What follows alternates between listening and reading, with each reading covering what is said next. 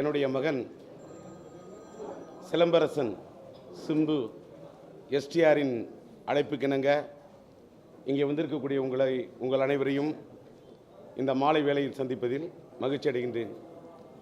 என் மகன் சிலம்பரசன் ஒரு தமிழை நீண்டெடுத்த தமிழ் மகனாக, தமிழ்நாட்டில் பிறந்தவனாக, தமிழ் உணர்வு உள்ளவனாக, தமிழ் ஊட்டி வளர்க்கப்பட்ட காரணத்தால் தமிழன் என்று நான் சொல்லடா என்று பாடல் பாடக்கூடியவனாக என் மகன் எடுத்த படம் சிலம்பாட்டம். தமிழ் மகன் இருந்தால் அவன் இருக்க வேண்டும் சிலம்பாட்டம் என்று சொல்லக்கூடிய அளவுக்கு தமிழ்நாட்டில் இருக்கக்கூடிய நடிகர்களிலே 2 ஆண்டு காலமாக இந்த ஜல்லிக்கட்டு போராட்டம் தடை செய்யப்பட்டிருக்கக்கூடிய இந்த தருணத்திலே ஒரு தன்மான உணர்வுள்ளவனாக, தமிழ் உணர்வுள்ளவனாக, தன்னம்பிக்கை உள்ளவனாக இந்த ஜல்லிக்கட்டு நடத்தப்பட வேண்டும் என்பதற்காக தமிழ் கடவுள் முருகப்பெருமானுடைய அருள் கொண்டு இது நடத்தப்பட வேண்டும் என்பதற்காக உறுதியாக குரல் கொடுத்தார், உரக்க குரல் கொடுத்தார்.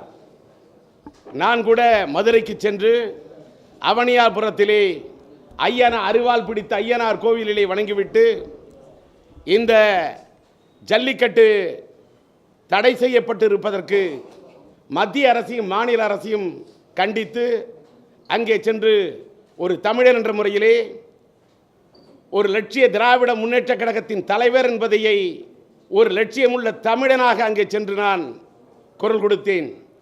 எத்தனை பேர் அதை லட்சிய திராவிட முன்னேற்ற கழகம் என்று முழங்கி நீங்கள் வெளிப்படுத்துகிறீர்கள் என்பதற்காக நான் செல்லவில்லை. என் உணர்வை வெளிப்படுத்த சென்றேன்.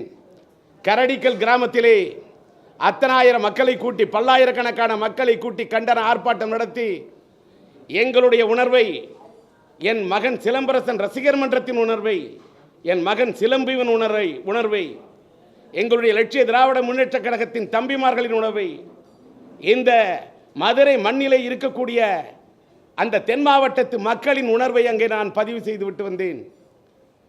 இன்றைய தினம் அன்றைக்கு நான் கேட்ட ஒரு கேள்வி, தமிழ்நாட்டிலே பத்திரிகை துறைக்காரர்களுக்கு நான் மார்தட்டி, நான் துணிச்சல் உள்ளவன், நெஞ்சுரம் மிக்கவன் என்று மார்தட்டி கொள்வதற்காக கேட்கவில்லை.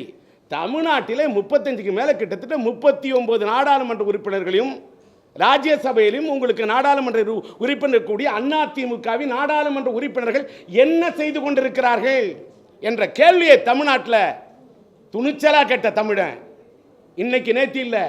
தமிழ்நாட்டில் எந்த பிரச்சனைனாலும் துணிச்சலாக கேள்வி கேட்கக்கூடியவனாக இருக்கிறேன்.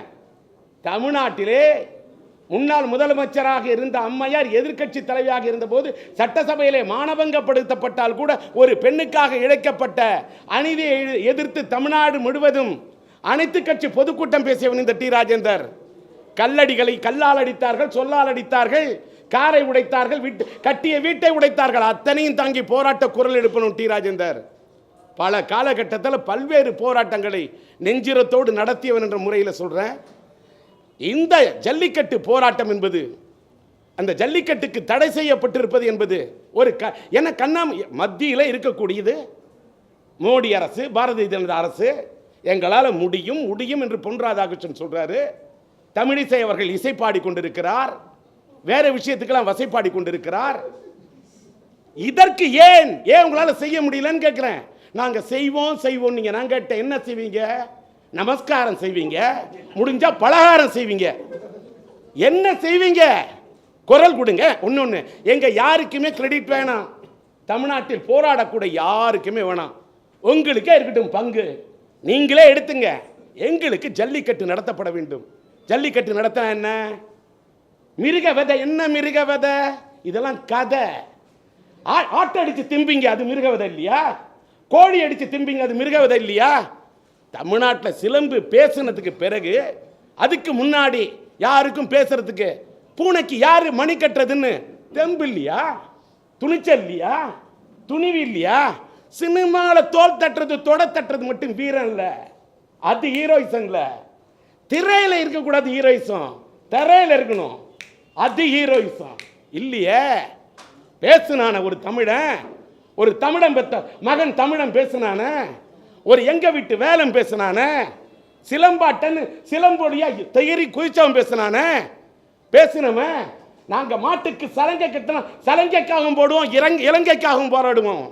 ஈழத்தமிழர் பிரச்சனைக்காக ஒரு மந்திரி பதவிக்கு நிகரான மாநில சிறுசேமிப்பு துணைத் தலைவர் பதவி ராஜினாமா செய்துட்டு போறான்னு தமிழனோட பையன் பேசினா நாங்க என்ன கேட்கிறோம்? இந்தியாவோட மாட்டினமே அழிஞ்சு போயிடுமே. மதுராவில் கண்ணன் வளர்த்த மாட்டை விட வெளிநாட்டில் இருக்கக்கூடிய பிரீடு இது வெளிநாட்டு ஒரு சூழ்ச்சி. குளோபலைசேஷன் என்ற பேரில் இந்திய மண்ணில் எங்களுடைய காங்கேய மாடு, எங்களுடைய மாயவரன் காலை, மணப்பாறை மாடு கட்டி மாயவரன் எருது புட்டின்னு பண்ண மாயவரத்து காலை, காங்கேயம் காலை, மதுராவிலே கண்ணன் குடலூதும் கண்ணன், அந்த யாதவன் மாதவன் குடலூதி பாலை கறக்க வைத்தானே, சுரக்க வைத்தானே, அந்த மாட்டினத்தை கொண்ட இந்திய கலாச்சாரத்தின் சாராம்சத்தோட கேட்கிறேன். எங்க நாட்டோடைய மாட்டினத்தை ஆண் மாடுகளுக்கு அந்த கொம்போட பொங்கி பாய்து காலையை இழுத்துக்கிட்டு தரையில் தேய்த்துக்கிட்டு பாயும் அந்த காலை அதை தட்டி கேட்கிறவன் அடக்கிறவன் தான் காலை. என் பையன் எடுத்த படம் காலை. அப்படி காலை அடக்கினாதான் அவன் கட்டிலன் காலை, இல்லைன்னா ஆம்பளை கட்டிக்கலாம சேலை. காலை அடக்கிறதா எங்களோட வேலை. இதை தடுத்து நிறுத்தணும்னு யாரும் ஆட்டக்கூடாது தமிழ்நாட்டில் வாழை. நிச்சயமா நாங்க மாட்டுக்கிட்ட கறக்கிறது பாலை, ஆனா நாங்க மாடு பிடிக்க கூடாதுன்னு நீங்க ஆட்டக்கூடாது வாழைன்னு பேசுறேன். இப்பவும் சொல்றேன். சொன்னா பாருங்க என் பையன், எல்லாரும் தமிழனோட பலம் வீரம், தமிழனோட பலவீனம் ஒற்றுமையின்மை. எல்லாம் தனித்தனியாக தான் போராடுவாங்க. ஒரே ஒரு சிஎம் சீட்டுக்கு இங்கே ஒரு 16 சிஎம் ரெடியாக இருக்காங்க. ஒரு சிஎம் சீட்டு மியூசிக்கல் சேரில் கூட எவனும் இத்தனை பேர் ஓட மாட்டான். ஏய்யா, சிஎம் சீட்டுக்கு இத்தனை பேர் போராடுறீங்களே, எதிர்கட்சி தலைவனா அவருக்கு ஏன் இத்தனை பேரும் போராடல? இப்படியா பேராசை? இப்படியா உங்களுக்கு இருக்கணும் பேராசை? டி ராஜேந்தர் இத்தனை வருஷம் அரசியல் இருந்திருக்கிறேன். மாநில சிறுசேமிப்பு துணைத் தலைவராக கிட்டத்தட்ட மந்திரி பதவிக்கு நிகரான பதவியில் கூட இருந்திருக்கிறேன். ஒரு பெரிய கட்சியான திமுகவின் கொள்கை பிரச்சார பீரங்கியா இருந்திருக்கிறேன். கொள்கை பரப்பு செயலாளராக இருந்திருக்கிறேன். பூங்கா நகர் தொகுதியோட சட்டமன்ற உறுப்பினராக இருந்திருக்கிறேன். இங்கே இருக்கக்கூடிய ஊடகத்துறை நண்பர்கள், என்னைக்காவது ஒரு நாள் நான் முதல்ல மந்திரியாவன்னு சொல்லியிருக்கேனா? நான் சட்டமன்ற உறுப்பினராக இருந்தாலும் சரி, இல்லட்டாலும் சரி, பதவியில் இருந்தாலும் சரி, இல்லாட்டாலும் சரி, பிரச்சனைக்கு குரல் கொடுப்பேன். கலைஞர் மக்கள் புரட்சி நடிகர் எம்ஜிஆருடைய ஆட்சியில் கலைஞர் வந்து கைது செய்யப்பட்டு சிறைச்சாலை இருந்தப்ப பாண்டி பஜாரில் தர்ணா பண்ண ஒரே தமிழன் டிஆரியா. அன்னைக்கு எங்க போனாங்க மற்றவங்க எல்லாம்? யாருக்கா இருந்தா துணிச்சல்? அதே மாதிரி அம்மாவோட ஆட்சியில் கலைஞர் கைது செய்யப்பட்டப்ப சென்ட்ரல் ஜெயில் வாசலை உடைச்சான ஒரு சிங்கம் இந்த ராஜேந்திர தமிழன் தாயா.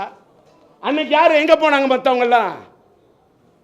சட்டசபையில் மானபங்கப்படுத்தப்பட்டப்ப தமிழகம் இன்னும் பின்னாடி முதலமைச்சர் அன்னைக்கு எதிர்கட்சி தலைவி சேவல் சின்னத்தில் நின்னாங்களா அந்த அம்மாவை சேலையை பிடிச்சி எடுத்தப்ப எதிர்த்து குரல் கொடுத்த ஒரு தமிழனை சொல்லுங்க, ஒரு நடிகனை சொல்லுங்க, ஒரு மாவீரனை சொல்லுங்க.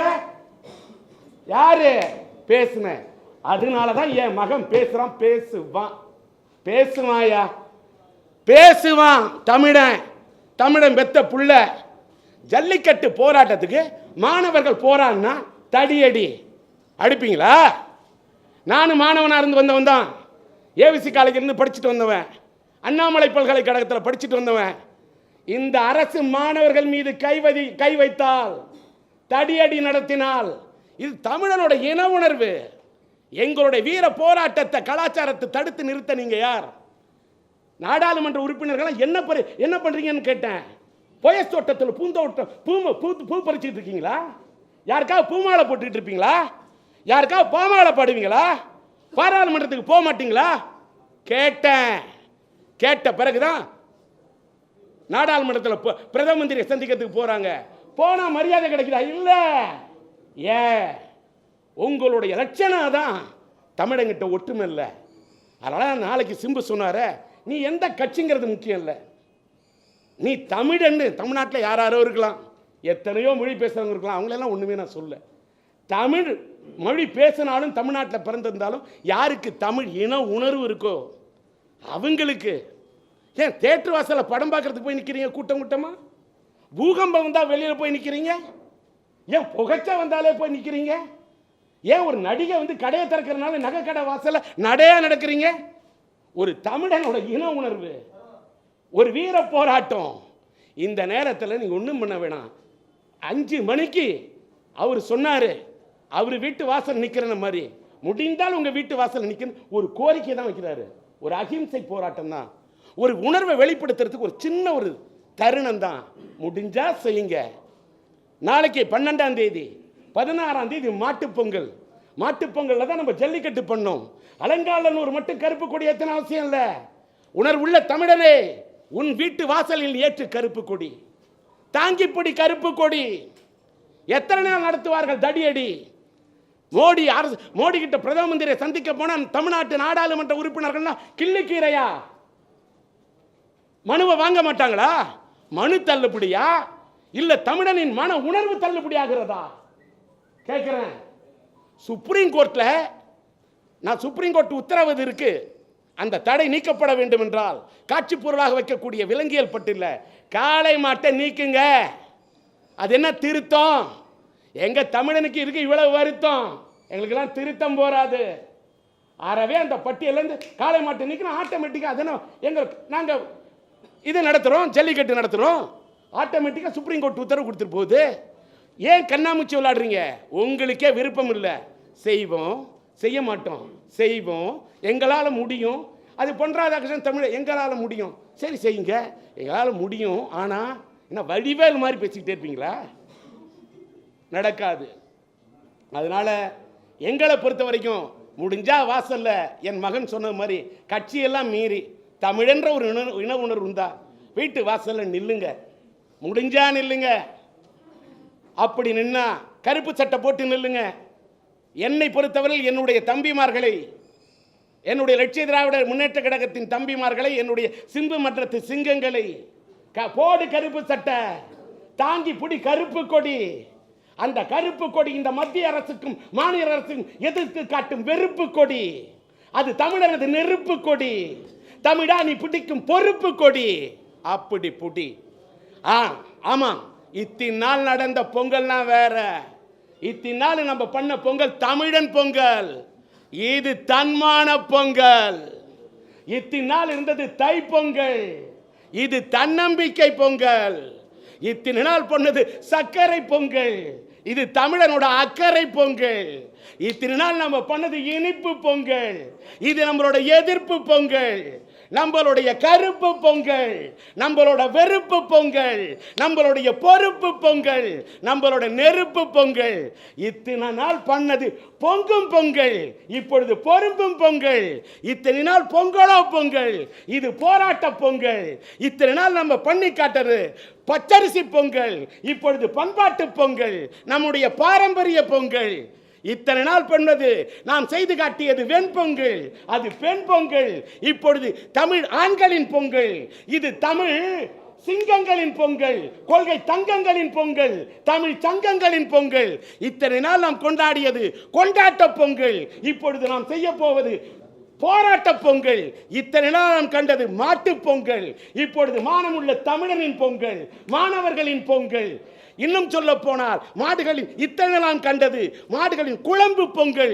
இப்பொழுது நாம் கொண்டாடுவது இந்த சிலம்பு பொங்கல். இத்தனை நாள் கண்டது கொம்பு பொங்கல். இப்பொழுது காணப்போவது சிம்பு பொங்கல். தமிழனது அம்பு பொங்கல், தமிழனது தெம்பு பொங்கல்.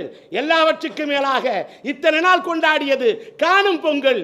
இப்பொழுது மற்றவர்கள் காணப்போவது வரலாறாது காணா பொங்கல் என்பதை எடுத்துக்காட்ட தமிழரே ஏந்து கருப்பு கொடி. அந்த மத்திய அரசிற்கு காட்டு வெறுப்பு கொடி. அது தமிழனது நெருப்பு கொடி. காட்டு.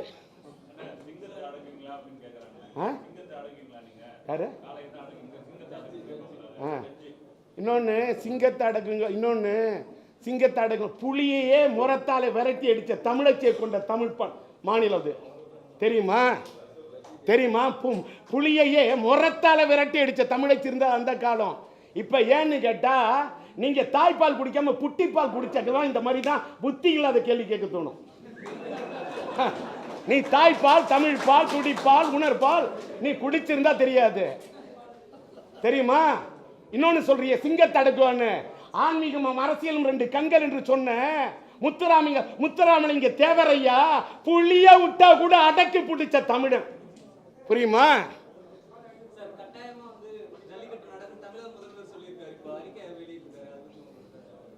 அவர் விட்டாருன்னா அவர்கிட்ட போய் கேளுங்க. அதனால தமிழக முதல்வர் என்ன இப்ப அறிக்கை விடுறாரு, இத்தனை நாள் என்ன கொரட்டை விட்டாரா?